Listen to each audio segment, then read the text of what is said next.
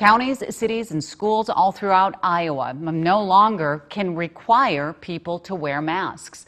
In the final hours of the Iowa legislative session just this morning, Governor Kim Reynolds signed the bill into law banning government mask mandates throughout the state. ABC 6 News reporter Rachel Mills is live with us in studio with reactions to this news. Rachel?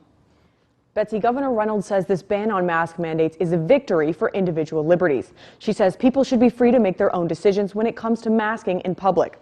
The bill is now law in Iowa, and the ban on mask mandates begins today.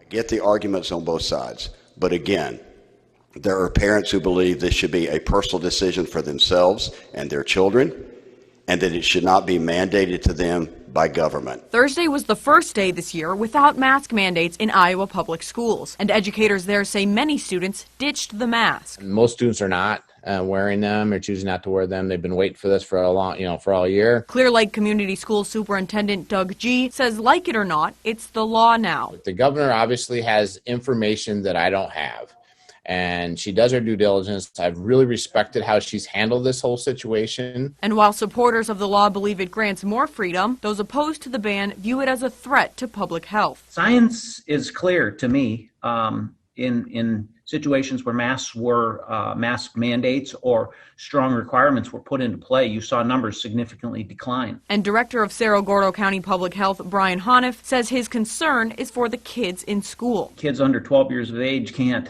get vaccinated. And so we still need to think about the protections for that age group. Don't think that these kids that aren't vaccinated can't end up in the hospital, because they do. Some educators believe making masking a choice can be divisive in school settings, saying children are being bullied for choosing to wear the mask or not. I mean, think back when we were in school, those social pressures were very daunting.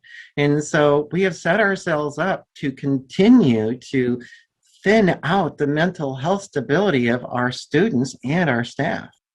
Now, of course, the law only applies to government entities, so private businesses can still enforce mask rules if they wish. And the law doesn't ban masks totally. People can continue wearing their masks in public, but now it's a choice.